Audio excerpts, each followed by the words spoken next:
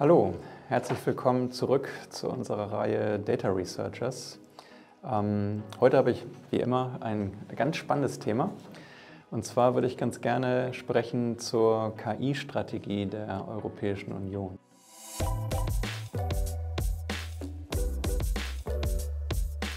Es ist ja so, dass wir seit einiger Zeit eine neue Europäische Kommission haben und natürlich auch durch technologische Entwicklungen, insbesondere zu großen Sprachmodellen, auch sehr viel Aufmerksamkeit auf diesem Thema haben. Und das möchte ich zum Anlass nehmen, tatsächlich ein bisschen zu reflektieren, wie denn der Weg Europas zu einem, wie es tatsächlich auch in einem Aktionsplan festgehalten wurde, der kürzlich im April erschienen ist, zum KI-Kontinent aussieht. Und die Europäische Union, genauer gesagt die Europäische Kommission, hat sich vorgenommen, aus Europa einen KI-Kontinent zu machen. Das ist ja durchaus löblich, damit wir die Potenziale dieser Technologie eben halt bestmöglich nutzen, sowohl für die Wettbewerbsfähigkeit der Unternehmen in Europa, aber eben halt auch ja, um Wohlstand und Prosperität der Gesellschaft in der Europäischen Union zu mehren.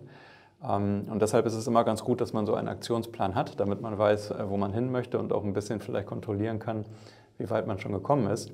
Interessant ist, dass dieser KI-Aktionsplan 5 wesentliche Schwerpunkte beinhaltet. Zum einen ist es so, das wird nicht verwundern, dass ein Schwerpunkt ist, KI-Algorithmen und vor allen Dingen halt auch Modelle zu bauen und zu trainieren in Europa. Das ist, glaube ich, ja, ein ziemlich natürliches Ziel, weil wir einerseits dadurch tatsächlich auch unsere Fähigkeiten nutzen können, aber auf der anderen Seite eben halt auch schauen, dass wir unsere Abhängigkeit in Bezug auf große Sprachmodelle von Anbietern reduzieren, die von außerhalb Europas kommen. Auf der anderen Seite, ich hatte es schon angesprochen, Fähigkeit und Kompetenzen, das ist die Ressource, die zwischen den Ohren sozusagen der Bürger und Bürgerinnen in Europa ist. Das müssen wir stärken, denn am Ende ist das tatsächlich wahrscheinlich sogar die Schlüsselressource. Also Fähigkeiten aufzubauen, Modelle zu entwickeln und zu trainieren und eben letzten Endes halt auch so effektiv halt nutzen zu können, dass, wie gesagt, Unternehmen und auch Einrichtungen der öffentlichen Hand diese Modelle auch tatsächlich bestmöglich nutzen können. Es ist klar, dass wir zum Trainieren der Modelle eine leistungsfähige Infrastruktur brauchen. Also wir brauchen Rechenkapazitäten, die benötigt werden, um das Training der Modelle halt zu bewerkstelligen. Es ist sicherlich so, da hatte ich an anderer Stelle auch schon mal drüber gesprochen, dass man über die smarte Konfiguration und das Design der Modelle sicherlich auch Effizienzgewinne in Bezug auf die Nutzung von im Prinzip halt Rechenressourcen halt erzielen kann. Aber es bleibt dennoch so, dass wir einfach Rechenkapazität benötigen, um große Modelle halt trainieren zu können. Und auch hier müssen wir schauen, dass wir möglichst einerseits Infrastrukturen schaffen, die leistungsfähig sind, wo wir dann aber auch tatsächlich gucken, dass wir nicht zu abhängig sind von Partnern von außerhalb Europas. Viertens ist es so, dass wir sicherlich gut beraten sind, uns zu überlegen, was eine faire, ethische, richtige Nutzung von KI ist. Und ich glaube, es gibt auch gute Gründe dafür, dass man diese Regeln festschreibt und tatsächlich auch in Gesetze gießt.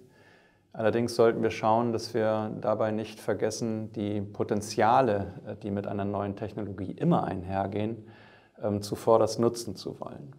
Ich glaube, das muss sehr sorgfältig ausgewogen werden, abgewogen werden.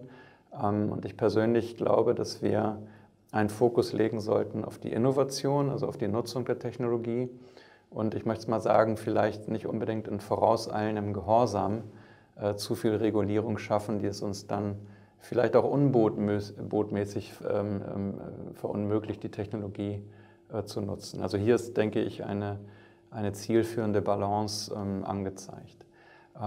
Ja, und schließlich und endlich ist der 5. Schwerpunkt, dass wir natürlich Daten benötigen, um KI-Modelle auf der Recheninfrastruktur unter Nutzung der entsprechenden Fähigkeiten und unter Wahrung und in Einklang mit unserem regulatorischen Rahmen halt zu trainieren. Und man kann sagen, das ist ja viel zitiert, dass Daten letzten Endes halt der Rohstoff, die Input-Ressource sind für den KI-Kontinent, um diesen Begriff nochmal aufzugreifen. Und dieser 5. Schwerpunkt, der ist natürlich für uns als Fraunhofer Institut für Software und Systemtechnik, Fraunhofer ISST, besonders relevant, weil wir uns ja darum kümmern, dass man im Sinne eines Next Generation Data Managements Daten bestmöglich nutzt. Nicht? Und insofern entwickeln sich daraus für uns, aber ich glaube auch für alle, die das interessiert, ein ganz spannendes Portfolio an wichtigen Forschungs- und Entwicklungsthemen. Und ich will vielleicht nicht alle im Detail erläutern, aber vielleicht das eine oder andere mal so ein bisschen anreißen, um da auch vielleicht ein bisschen Lust auf mehr zu schaffen.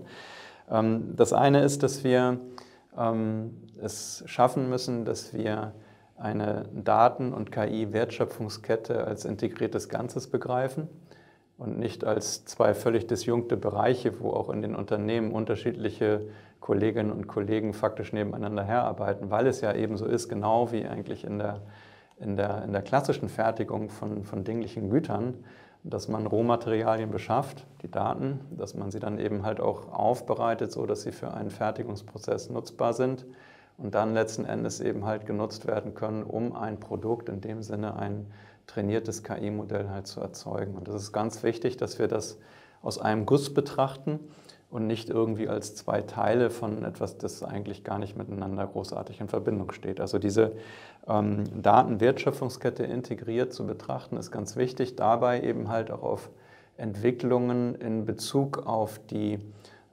Bereitstellung von durchaus auch privaten Daten für KI einzugehen.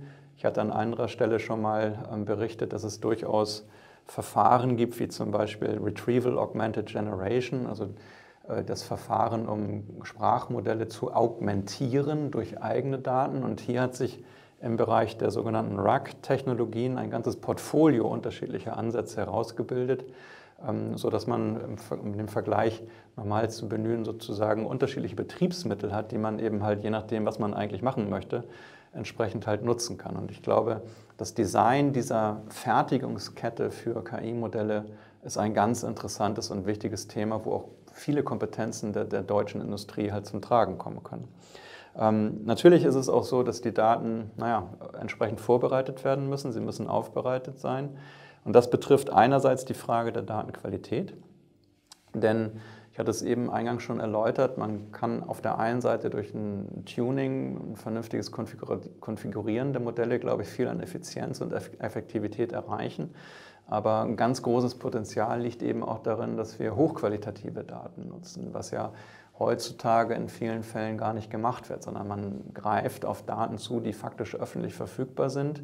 Diese können von hoher Qualität sein, müssen es aber nicht. Und typischerweise ist das, was wir innerhalb von Unternehmen haben, in Industriebetrieben, in Prozessen, von recht hoher Datenqualität, so dass die Hypothese sicherlich sehr auf der Hand liegt, zu sagen, naja, wenn ich höher qualitative Daten zur Nutzung zum Training von Modellen einsetze, dann müsste das eigentlich auch die Performance des Trainings, der Entwicklung von KI-Modellen und die Effektivität dieses Prozesses generell steigern. Also das ist etwas, was sicherlich sehr spannend ist. Und dann haben wir auch Fragen wie, wenn wir uns darüber unterhalten, Datenaufbereitung, zum Beispiel zur Pseudonymisierung, zur Anonymisierung. Also wir müssen die Daten so hinkuratieren, dass sie eben halt für KI tatsächlich halt nutzbar sind. Und das bringt ganz spannende Fragestellungen für einen Bereich, den wir schon seit Jahren kennen, nämlich das Data Engineering und das Data Management.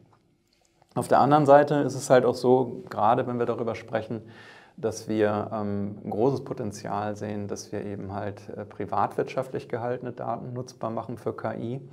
Dass natürlich dann auch die Frage geklärt sein soll, naja, wenn ich das irgendwie mache und ich bin jetzt Datengeber, Datenowner, also derjenige, der die Daten besitzt, dann ist natürlich die Frage des Anreizes eine große, weil warum soll ich das tun? Was habe ich am Ende davon? Habe ich irgendwo einen Teil dieses dann trainierten KI-Modells? Also bin ich Shareholder an einem gemeinsamen Modell? Möglicherweise schon. Dann ergibt sich aber die Frage, gut, woran bemisst sich denn dieser Share und welchen Wert hat das und kann ich den tatsächlich auch materialisieren? Also das ist eine ganz interessante Diskussion um die ökonomische Perspektive auf gemeinsam trainierte KI-Modelle. Das bringt mich auch zu einem weiteren Punkt, weil es ist ja in der Natur der Daten, dass sie nicht rivalisierend sind. Also ich kann sie sozusagen mehrfach teilen, ohne dass die einzelne geteilte Instanz oder der einzelne Event, mit dem ich dann die geteilten Daten nutze, an Wert einbüßt. Und insofern sehen wir ganz viele Entwicklungen zu einem Thema, was wahrscheinlich gar nicht so neu ist, sondern uns ja eigentlich schon seit 20 Jahren begleitet, also Data as a Service, weil ich könnte ja überlegen, dass ich halt die Daten für das Trainieren von Modellen als Dienst bereitstelle.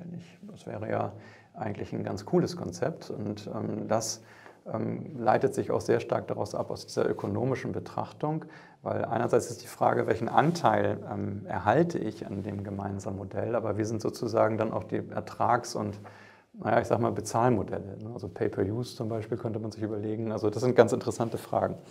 Und schließlich ist es natürlich auch so, dass nicht allein die Frage der ökonomischen Betrachtung und des What's in for me als Datenbereitsteller interessant ist, sondern eben halt auch diejenige des Vertrauens. Nicht? Und da ist, glaube ich, wichtig zu erwähnen, dass wir mit den Data Space-Technologien in den letzten Jahren sicherlich einen guten Beitrag geleistet haben, um Daten privatwirtschaftlicher Natur auch eben halt für Nutzungsszenarien verfügbar zu machen, die über den Kontrollbereich des einzelnen Datengebers hinausgehen und gleichzeitig eben halt auch Vertrauen zu sichern, indem man letzten Endes in der Lage ist, nur mit vertrauenswürdigen Teilnehmern Daten zu teilen und auf der anderen Seite eben auch in der Lage ist, seine Nutzungsbedingungen, die also gelten für die Nutzung der Daten durch Dritte, zum Beispiel eine Initiative, die KI-Modelle trainiert, halt auch zu artikulieren, nachzuverfolgen und in gewissen Grenzen, das ist eben sehr spannend, auch dann durchzusetzen. Also man sieht, das Portfolio an interessanten Forschungs- und Entwicklungsthemen, das wird nicht kleiner, sondern es wächst eben und wir haben großen Spaß dabei, als Fraunhofer ISST hier unseren Beitrag zu leisten und das machen wir gerne mit allen, die sich daran beteiligen wollen und die das interessiert.